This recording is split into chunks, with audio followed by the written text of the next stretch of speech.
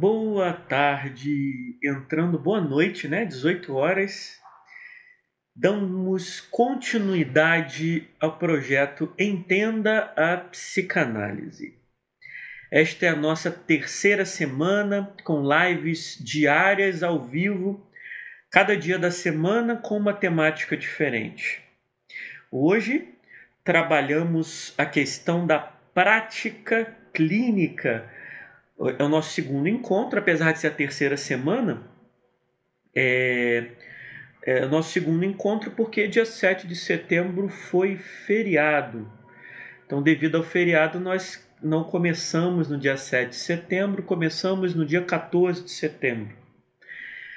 E então, hoje, dia 21, é a nossa segunda live sobre prática clínica, um estudo dirigido, um bate-papo sobre esse livrinho aqui, Cartas a um Jovem Terapeuta, um pequeno clássico, na minha opinião, o mais precioso livro publicado em língua portuguesa sobre a prática clínica.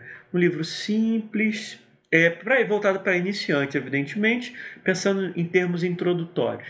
Um livro simples, didático, mas ao mesmo tempo bastante profundo nas suas proposições. Algumas novidades, alguns avisos, né? Às segundas-feiras trabalhamos encontros com Freud, a interpretação dos sonhos, vamos para o nosso quarto encontro. Às terças-feiras trabalhamos psicopatologias com a obra Diagnóstico Psicanalítico, também iremos na semana que vem para o quarto encontro. Às quartas-feiras, lendo os clássicos. Estamos lendo juntos, estudando juntos, o livro O Ego e os Mecanismos de Defesa, da Anna Freud. Caminharemos também para o quarto encontro. Hoje, quinta-feira, né? Sexta-feira, às 18 horas, trabalharemos a psicanálise e o amor. Lemos, estudamos juntos e refletimos juntos sobre a pequena obra-prima do psicanalista Erich Fromm, A Arte de Amar. Não perca! As duas primeiras aulas de cada um desses estudos está disponível no meu canal do YouTube. Então, se você não assistiu, assista lá. As aulas posteriores estarão disponibilizadas posteriormente para quem quiser. Eu estarei lançando acredito que no meados do mês que vem, né, um canal de assinaturas onde você que não conseguiu assistir as lives gratuitas poderá ter acesso a todas as lives e um material exclusivo, um curso exclusivo de aprofundamento. Então, maiores notícias eu vou dando aos poucos quando fizer o lançamento. Um aviso, a partir de 21, 22, 25 de setembro, ou seja, a partir de segunda-feira que vem, todas as nossas lives serão agora às 18 horas. Então, às terças e às quartas, por questões de agenda, eu fazia as lives em outro horário. Então, isso aí já está resolvido, eu consegui ajustar a minha agenda. Então, a partir da semana que vem, continuamos com essas lives, um espaço, né, democrático, gratuito, que você pode acompanhar comigo aqui, aprender todo dia às 18 horas. É um espaço voltado para interessados em terapia, em psicanálise, em autocuidado, em desenvolvimento pessoal, estudantes de psicologia, psicólogos, psicanalistas, terapeutas de todo tipo que se interessam por psicanálise. Esse é um espaço aberto para todos vocês que se interessam por psicanálise. Vamos lá então? Depois de todos esses avisos, vamos dar continuidade a Cartas a um Jovem Terapeuta, obra do Conrado Caligares, um dos nossos grandes psicanalistas, falecido recentemente, uma grande perda, né, para a psicanálise brasileira. No nosso último encontro, estávamos falando sobre... nós encerramos a live falando sobre A curiosidade pela variedade da experiência humana com o mínimo possível de preconceito. O que estávamos falando? Estávamos falando sobre quais são os traços de caráter para que alguém queira se tornar psicoterapeuta. Lembrando, o primeiro seria um gosto pronunciado pela palavra e um carinho espontâneo pelas pessoas, por mais diferentes que sejam de você. Segundo é a curiosidade pela variedade da experiência humana e o mínimo possível de preconceito, né? O indivíduo que é carregado e movido por seus preconceitos, né, sejam eles étnicos, éticos, religiosos, culturais, morais, e for muito rígido nesses padrões, não dá para ser psicoterapeuta, tá? Isso é algo que o Contato Caligares apresenta e eu acho que isso faz muito sentido, né? Então, se você tem muitas certezas, né? Tem muita prontidão para pronunciar o bem e o mal, o certo e errado, né? O caminho para você provavelmente não é a psicoterapia, não é ser psicoterapeuta, né? Não é trabalhar, né, como terapeuta de alguém. Isso se tornaria virtualmente impossível de ser realizado. Você encontraria muitos problemas, muitas dificuldades e provavelmente não daria certo. E eu falo isso, e eu falei isso incansavelmente, repito isso para todas as minhas turmas. Hoje, eu estou dando aula atualmente só numa pós-graduação, mas por uma década da minha vida eu dei aula para alunos de primeiro período, que entravam no curso de psicologia. Isso eu repetia constantemente para eles, especialmente porque grande parte deles vinha de ambientes religiosos muito rígidos. Ou seja, tinham a religião como elemento muito significativo na vida deles, alguns inclusive querendo usar, né, a psicologia, no caso, né, como algo para ser instrumentalizado pela religião. Então sempre falei, sempre insisti, né, nesse ponto, né, para separação dessas duas esferas, né? O terapeuta pode ser religioso, não tem problema nenhum quanto a isso, pode ter sua fé, sua prática religiosa, mas ele precisa claramente distinguir a sua prática religiosa de sua prática profissional, né? Então isso é bastante importante. A não ser se for algo assumidamente religioso, aí tudo bem, né? Ele segue por esse caminho. Estamos ao vivo no YouTube também, então se você quiser acompanhar pelo YouTube a Arte do Bem Viver, é só você entrar no link que está na bio e acessar por lá. Um outro ponto que o Contato Caligares apresenta, e é um ponto que ele vai apresentar como controvertido, é de que o futuro terapeuta já tivesse nessa variedade uma certa quilometragem rodada. Uma certa quilometragem rodada. Isso é importante, gente. Vinícius, eu me lembro que,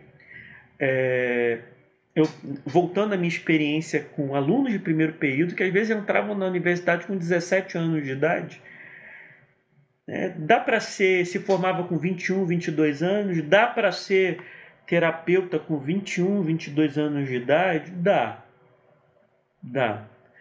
Mas com 21, 22 anos de idade, sendo muito franco com vocês, né, são raras as pessoas com essa idade que de fato têm uma história significativa que inclui experiência de vida, né? Tenha passado por grandes amores e desamores, tenha sofrido trauma da separação, né? Tenha enfrentado uma variedade de diferentes experiências na sua vida, né? Então, eu acho que isso é importante, né? E mais ainda, né, pensando em termos psicanalíticos, né, é importante a caminhada também como analisando, né,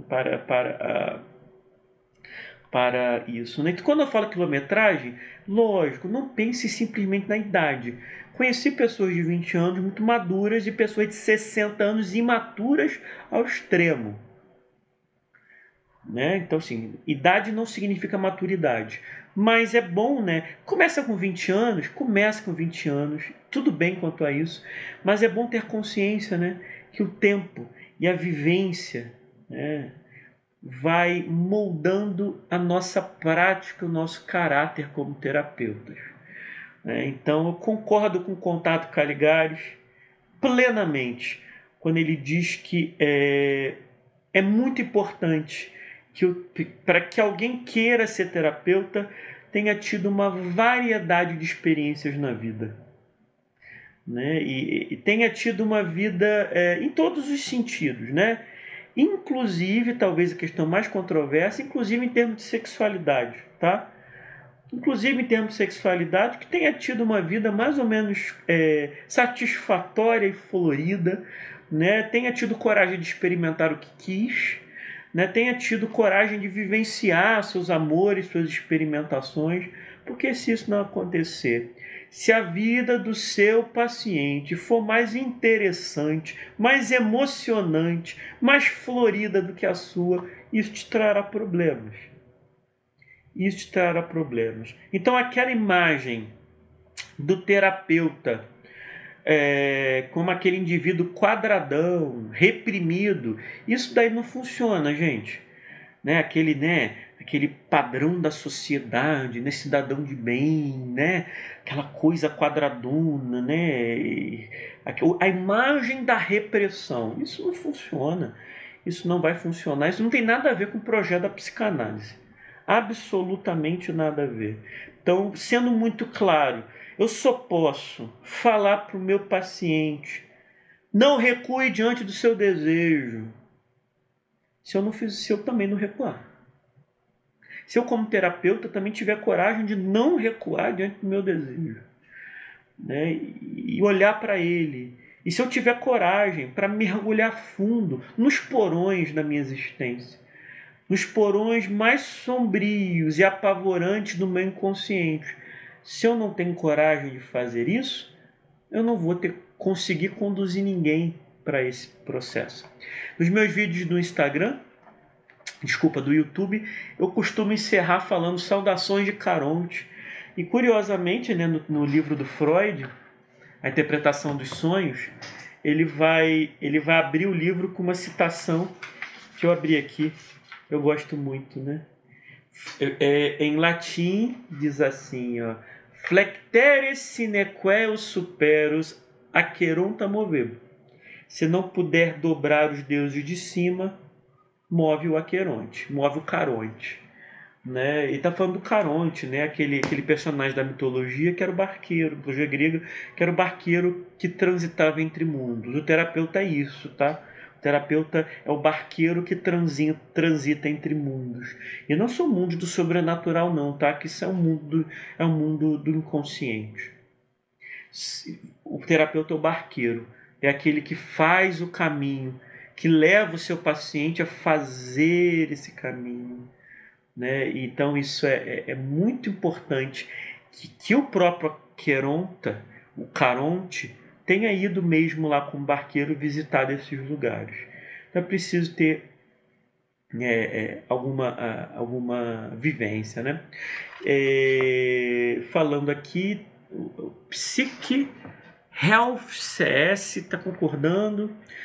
A Vivian está falando se pode ser com mais de 50. Pode ser, claro que pode. Conheço excelentes analistas que começaram a clinicar depois de 60, né? Então não tem idade para isso, né? Talvez, né? Seja até em termos de isso não tem nada a ver com qualidade como clínico, tá? Mas é muito comum, né, que na hora de procurar um terapeuta, haja uma preferência por terapeutas mais experientes. Não é regra, evidentemente, lógico. Mas há uma. E às vezes, uma barba branca, um cabelo branco, mesmo que tenha pouco tempo de prática clínica, acaba trazendo algo, né, que pode ser importante numa análise. Bom, o Freud dirá. O Freud. O Contato Caligares dirá. Acontece que duvido que a coragem analítica de Freud possa ser compartilhada por muitos. Por isso, prefiro contar com a experiência efetiva, ou seja, gostaria que a capacidade de considerar a variedade das vidas e das condutas com carinho e indulgência viesse ao terapeuta da variedade, aspas, animada de sua própria vida.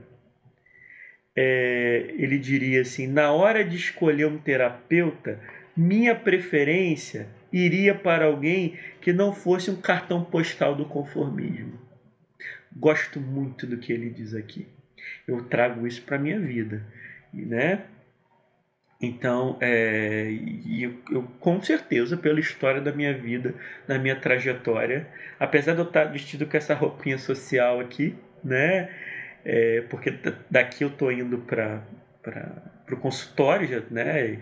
E hoje tem trabalho, continua, né? O trabalho continua, né? Que também estou fazendo também trabalho, mas é só por uma questão de etiqueta, né? Porque ser cartão portal do conformismo certamente não é meu objetivo. Eu concordo plenamente com o Contato Caligares. Portanto, dirá ele, se você estiver hesitando em escolher a profissão de psicoterapeuta só porque, por uma razão qualquer, você não é um modelo de normalidade, esqueça essa preocupação. Vou repetir, vou parafrasear. Se você está em dúvida se você quer se tornar terapeuta ou não, e você olha para a sua vida e fala, mas tenho tanto problema, tenho tantas questões, sinceramente eu não sou nenhum padrão, nenhum modelo de normalidade, o Contardo dirá, esqueça essa preocupação. Né? E isso é ótimo, né? Isso é ótimo. Então é muito comum para quem está estudando, né, para se tornar terapeuta, psicólogo, psicanalista, né? As pessoas vão dizer a você, mas você aí tem isso, tem aquilo, vão esperando que pessoas esperam que o terapeuta seja quase um semideus, né? Um indivíduo, né, que acima do bem e do mal. Isso não é verdade, né? E não é assim que as coisas funcionam. Basta você olhar, né, para figuras como Freud, né? Cheio de questões, cheio de angústias, como Jung, né? Flertando com a psicose, e tantos outras histórias. Aliás, né? Quanto mais intensas e profundas forem suas vivências, quanto mais ardentemente você experimentar os porões da existência, eu acho que melhor você está, pelo menos previamente. Claro, tem que estudar, tem que se preparar, mas você já tem um belo caminho andado para se tornar um bom terapeuta. Até pouco tempo atrás, para vocês terem uma ideia, inclusive na IPA, inclusive na época que era, e aí vai uma crítica na Freud, inclusive na época em que era dirigida pela Ana Freud, recomendava-se, por exemplo, que os psicanalistas não pudessem ser homossexuais. Claro que isso hoje já caiu, é um completo absurdo. Assim, não faz o menor sentido, né? Porque por algum momento, especialmente nos Estados Unidos, né, logo após a Segunda Guerra, né, depois que Freud morre, porque quando a psicanálise surge, ela não trazia isso. Você vê figuras controversas como o Ferenczi. Tem sempre uma disputa como fala, né? Ferenczi, o Reich, né? Que estavam longe de serem lá, né? Padrõezinhos quadrados de conduta. Só que a psicanálise vai ganhando um certo ar meio quadrado ao longo do tempo, e a própria psicanálise vai se reinventar e vai se criticar em relação a isso. E muita coisa vai acontecer, muita coisa vai mudar, e isso é muito importante para a história da psicanálise, essa autocrítica que ela faz, essa mudança que ela empreende. E também, por exemplo, eu ainda escuto alguns da velha guarda ainda trazendo essas questões, como, por exemplo, o uso de tatuagens, ter tatuagens. Eu tenho tatuagem, né? E é isso. Eu tenho uma tatuagem que dá para ver no meu braço aqui, né? São livros. São livros, é visível, e tudo bem quanto a isso. Né? E não me tornarei menor ou melhor, pior ou melhor terapeuta por isso. A análise não vai ficar comprometida se o paciente, em algum momento da análise, começar a olhar para a minha tatuagem e perguntar o que é. Não, isso não vai acontecer. Havia também no passado, por muitos anos, institutos de psicanálise recusaram da formação a candidatos que tivessem algum tipo de deformidade física. Diziam que essa questão física impediria que os pacientes idealizassem o terapeuta e atrapalharia a transferência. Isso também cai por terra, percebeu-se o quanto isso era uma bobagem, né? E a transferência vai acontecer, né? Não importa se o terapeuta é hétero ou é gay, se ele é cis ou se ele é uma pessoa trans, se ele usa tatuagem ou não usa tatuagem, se o cabelo dele é grande ou se o cabelo dele é pequeno, se ele usa brinco ou se ele não usa brinco, se a barba dele é grande igual a do Freud e ele fuma charuto ou não, né? A transferência vai acontecer. E ela será única, sempre será única e irrepetível. No início da história da psicanálise, isso é muito interessante, os psicanalistas eram um bando de tipos excêntricos, marginais da medicina e das ciências sociais. Né? E pode ser que este fato tenha contribuído ao longo do tempo para que surgissem neles essa ânsia de algum tipo de padrão de normalidade, para serem sujeitos socialmente aceitos, né, que pudessem circular, né, pelos ambientes, pelos estratos mais elevados da sociedade. Ainda mais em um determinado ponto da história da psicanálise, onde a popularização vai dando lugar a uma certa elitização. Né, em um determinado momento do pós-guerra, especialmente em alguns espaços. Então vamos lá. Enfim, lendo o Contato Caligares. Se sua vida sexual for um pouco colorida e você esbarrar numa instituição que condene seu desejo, não hesite, passe longe, siga em frente e procure outra instituição. Simples assim, né? E ele dirá, lembre-se de duas coisas. Primeiro, um psicoterapeuta, e ainda mais um psicanalista, que define uma conduta como desvio, não fala em nome da psicoterapia e muito menos em nome da psicanálise. Né? O que eu quero dizer com isso? Não é nosso papel aqui, não é? Enquadrar os sujeitos nos padrões impostos pela sociedade. Se alguém me procura falando isso, né, eu falo, não, a psicanálise não é para isso. Não serve para isso. Então, isso é muito importante. A pessoa que fala isso, que trabalha com essa ideia de desvio, fala quer seja em nome do seu anseio de normalidade social, quer seja em nome de seu esforço para reprimir nele mesmo o desejo que parece condenar. Forte, né? Por fim, o quarto e último traço que é apontado como recomendado para alguém que gostaria de ser terapeuta. Esse talvez seja o mais importante, eu já falei, mas eu vou repetir. É uma boa dose de sofrimento psíquico. Vou repetir. Quer ser terapeuta? Você precisa de uma boa dose de sofrimento psíquico. Arrepiante que o Contato Caligares fala, né? Olha o que ele vai dizer. Desaconselho a profissão a quem está muito bem, obrigado, por duas razões. Eu também sou teólogo, Henrique. Também sou teólogo. Coincidência, hein? A minha primeira formação, né? A minha vida foi da teologia, no passado remoto, longínquo, nos anos 1990, no final, né? Não vou entregar a minha idade. Passando pelas ciências sociais, depois pela psicologia. Por muito tempo eu tive vergonha de falar isso, mas já perdi essa vergonha já há alguns anos. Então, hoje eu não tenho religião, não tenho prática religiosa, mas tive um passado religioso que foi importante, significativo na minha vida.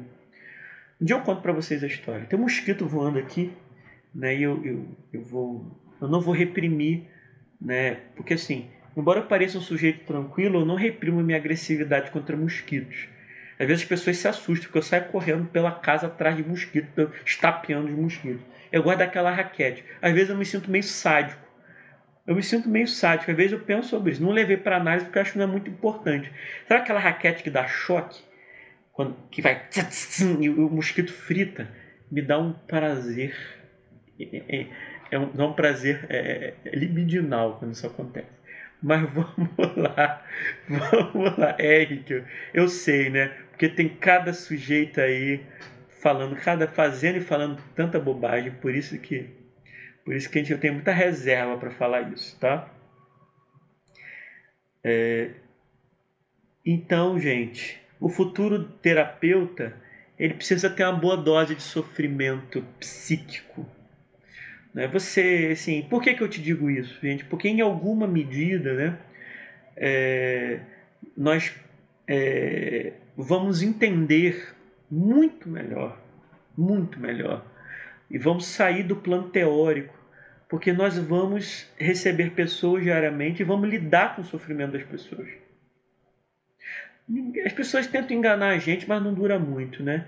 Aquele paciente fala assim: eu vim aqui procurar análise. Não, minha vida é ótima. É ótima, adoro meu trabalho, meus filhos são lindos, minha esposa é maravilhosa, meu casamento é perfeito. Sou muito feliz, realizado. Sou grato a tudo que tenho. Estou aqui em busca de autoconhecimento para me tornar uma pessoa melhor. Esse discurso não dura uma sessão. Não dura uma sessão, né? Rapidinho, isso, você vai começar. Quando começa a associação livre, você vai ver que a coisa, você fica surpreso com o que vem, né?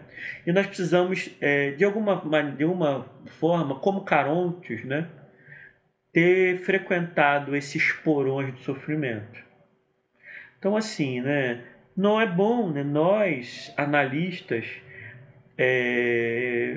todas as nossas experiências são importantes, né?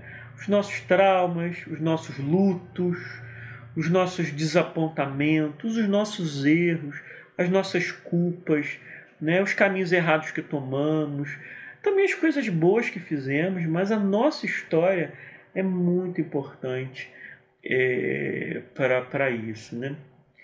E fundamental que o futuro terapeuta deve ser ele mesmo paciente por um bom tempo. Então, se você quer ser terapeuta, antes de mais nada, vá para o divã. Passa um tempo ali no divã.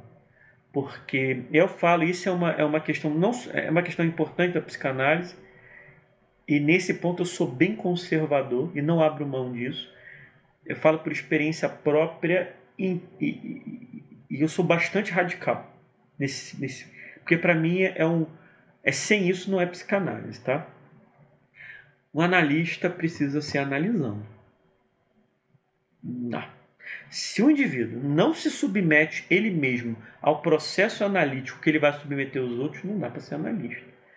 Então, se você quer se tornar psicanalista, submeta-se a um processo analítico. Ah, de quanto tempo? Aí eu já acho que é flexível, tá? Porque tem análises que duram anos e não caminham muito bem. São análises lentas, né? E tem análises, às vezes, de meses que são radicais e profundas. Mas submeta-se ao processo analítico. Né? Eu, como psicanalista, não concebo a possibilidade de não estar em análise. Inclusive, hoje foi dia, né? Às quintas-feiras. Dia de análise e supervisão. Não dá para conceber essa possibilidade. Né? Quem sabe um dia eu posso achar que a minha análise terminou daqui a alguns anos, mas eu não vislumbro nem de longe essa possibilidade no momento. Então, gente, é improvável, dirá o Contardo, que uma psicanálise aconteça sem que um sofrimento reconhecido motive o paciente. E o processo não é necessariamente desagradável, mas pede uma determinação e uma coragem que podem falhar mais facilmente em quem não precisa de tratamento.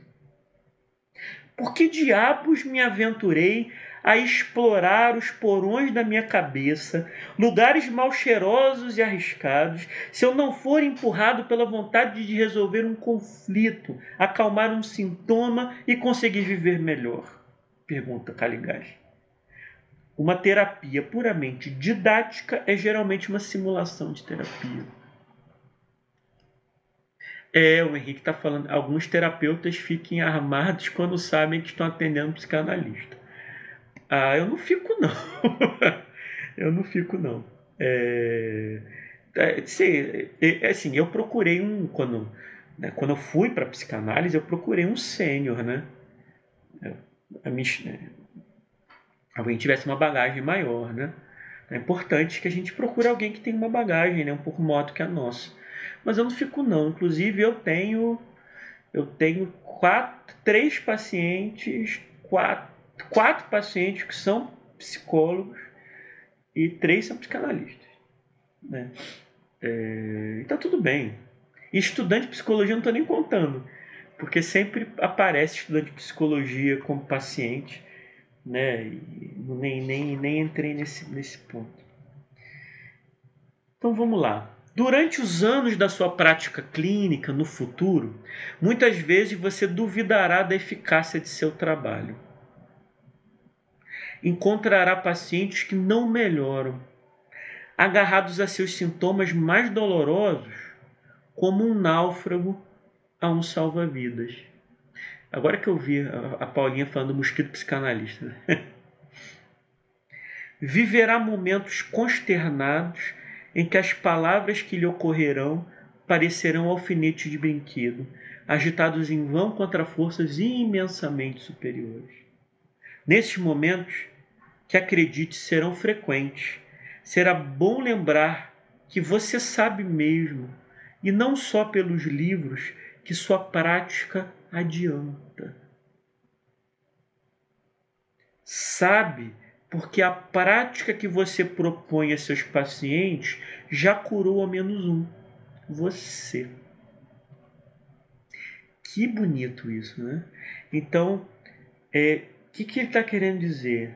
Nos momentos mais difíceis, né? Como terapeuta, quando você acha que né, você questiona o seu trabalho, né, e começa a achar que não está surtindo o efeito que você gostaria que surtisse, né? Você se decepciona consigo mesmo. São nesses momentos que você olha e que você tem uma fé na sua prática. Eu digo fé não no sentido sobrenatural, no sentido de confiança mesmo. E eu posso dizer com muita tranquilidade, eu vou falar da minha experiência pessoal, né? Que o que a análise fez por mim e para mim é tão profundo e tão transformador que eu gostaria que fizesse para meus pacientes também. E se eu não acreditar nisso, eu desisto da minha profissão, né? A Vivian está dizendo que teve um analista que a desaconselhou a estudar psicologia, que disse que eu levaria serviço para casa. Vai ver que acho que foi o Henrique também.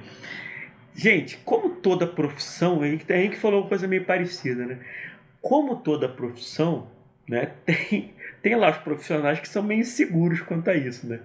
Então, se a pessoa fala que estuda isso, que é psicanalista, fica logo com o pé atrás. Mas aí é uma coisa da insegurança do próprio analista, né? Eu adoro quando alguém vai me procurar e diz que é da área, que é meu colega ou que é estudante de psicologia. Eu adoro. Eu acho super divertido, né? Mas não é uma questão minha. Eu acho que as minhas inseguranças são outras, essa não. Resumindo, meu jovem amigo que pensa em ser terapeuta, se você sofre, se seus desejos são um pouco ou mesmo muito estranhos, e se, graças à sua estranheza, você contempla com carinho e sem julgar, ou quase, a variedade das condutas humanas, se gosta da palavra e se não é animado pelo projeto de se tornar um notável de sua comunidade, amado e respeitado pela vida fora, então bem-vindo ao clube. Talvez a psicoterapia seja uma profissão para você. Maravilhoso, né? Maravilhoso. Eu vou entrar mais um pouquinho para ler os bilhetes. Depois do capítulo sobre vocação, tem bilhete. Eu quero comentar pelo menos o bilhete 1, que foram as cartas, né, que foram trocadas e recebidas pelo Contado Caligares após a primeira edição do seu livro. E aí tem um aqui que é maravilhoso. E o Contado responde. A pessoa... Vou ler aqui o parágrafo que o Contado passa a responder. Caro amigo, recebi sim seu bilhete. Gostei da provocação. Lida a minha primeira carta, você me pergunta se então não haveria nenhum desvio, aí ele escreve, apreciei as aspas, que impediria que um sujeito se tornasse psicoterapeuta. E acrescenta, poderia um travesti ser psicoterapeuta ou psicanalista? E você iria a um ou uma terapeuta travesti? Aí o Contardo responde. Eu preciso ler com vocês aqui, porque isso aqui vou ter que usar as palavras dele, porque vale a pena. Eu vou ler e comentar. O Contardo falando agora. Imaginem, né? Pois é, eu escolheria um analista em quem tivesse confiança. As razões dessa confiança seriam provavelmente imponderáveis e eventualmente irrisórias. Desde a recomendação de um amigo até a decoração do consultório, passando por uma contribuição decisiva do terapeuta à última enciclopédia de Bride ou por algo que ele, ela disse ou escreveu em matéria de psicanálise. O que está querendo dizer aqui é que as razões que produzem a transferência são únicas e imponderáveis e passam pela maior variedade possível de fatores. Seguindo. De qualquer forma, quando escolhi meu analista, não me lembro de ter pensado que escolhia um analista heterossexual. Suas fantasias e preferências sexuais não o definiam, eram irrelevantes aos meus olhos. A coisa seria diferente na escolha de um analista travesti? Sim e não. Escolher um ou uma analista travesti teria um significado muito especial para quem compartilha com a cultura dominante a atitude seguinte. Geralmente, pensamos que um sujeito que tenha e assuma uma preferência sexual excêntrica, digamos assim, né, fora, né, do padrão dominante, heteronormativo, seja necessariamente um sujeito que só pensa nisso, um tarado. Ou seja, um sujeito que se definiria exclusivamente por seu desejo sexual. Olha o que ele está querendo dizer. Está querendo dizer que existe na cultura dominante essa ideia que os sujeitos se definem por sua preferência sexual. Isso não faz o menor sentido. Ele vai dizer que essa convicção da cultura dominante é sempre fruto de alguma repressão. Funciona assim. Se reprimo minhas fantasias, por mínimas que sejam, de experimentar os prazeres que imaginam sejam reservados ao outro sexo, quem parece viver essas fantasias, o travesti, claro, me aparecerá como símbolo vivente da lubricidade. Claro, trata-se somente da lubricidade que eu não me autorizo ter. Pois, de fato, na maioria das vezes, os travestis ou as travestis são mais preocupados em definir sua identidade do que afobadas em gozar como míticos hermafroditas. Em suma, se você imagina que qualquer travesti é um ser que conhece os prazeres de ambos os sexos e é afoita por ambos, talvez um travesti não seja para você o terapeuta ideal. A menos que você não queira justamente um terapeuta ou analista que lhe apareça de imediato como depositário de um extraordinário saber sobre o sexo. Nesse caso, por que não? Olha que interessante que ele está falando. Se você é um sujeito preconceituoso, que acha que uma pessoa fugindo do padrão, né, cisgênero, é uma pessoa tarada que só pensa em sexo, se você Se você é tão reprimido com o seu desejo que você pensa isso, talvez no ideal seja você buscar um analista travesti. Mas se você é uma pessoa, né, que entenda, né, que talvez uma pessoa fugindo desses padrões seja possua um extraordinário saber diferente do seu, por que não? Né? Então sim, você pode sim e poderia, né, fazer análise, deveria experimentar análise com uma psicanalista travesti. Por outro lado, se você não caminha com a cultura dominante, ou seja, não transforma uma preferência excêntrica numa tara sexual, um terapeuta ou analista travesti não será para você muito diferente de um terapeuta ou analista de terno ou tailleur Armani.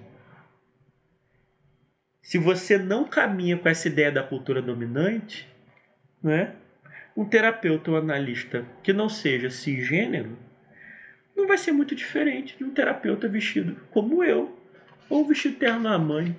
Simples assim, né? Aí ele vai brincar dizendo, agora eu não sei se há analistas ou terapeutas travestis. Sim, tem. Portanto, não adianta me pedir telefone e endereço do consultório. Fantástico isso, né? E a maneira como ele desconstrói esses preconceitos, né? E o que ele diz aqui muito claramente é o indivíduo que se impediria um processo analítico com uma pessoa porque essa pessoa escapa de algum padrão da cultura dominante, especialmente em termos sexuais, né? Ou porque o analista tem uma vida sexual mais florida, ou porque ele não é heterossexual, ou porque é uma pessoa trans. Isso não diz sobre o analista, mas diz muito mais sobre você. Aliás, diz somente sobre você. Somente sobre você. As suas repressões, as suas fantasias, os seus preconceitos e a maneira como você lida, a maneira conturbada ou não que você lida com o seu desejo. Eu acho que é isso, né? Quem gostou, deixe seu like, compartilhe. Essa live ficará disponível por um pouquinho de tempo ali no Instagram. Se você quiser assistir, assista depois. Na semana que vem nós voltaremos com Contato Caligares, Cartas a um Jovem Terapeuta. Nós ficamos por aqui. Amanhã, Psicanálise e o Amor, às 18 horas, dando continuidade ao estudo e à reflexão sobre o amor, com o psicanalista Erich Fromm e o seu livro clássico A Arte de Amar. Gente, um beijão para todo mundo. Obrigado por todos e todas que estiveram aqui presentes. Nos encontramos na próxima live.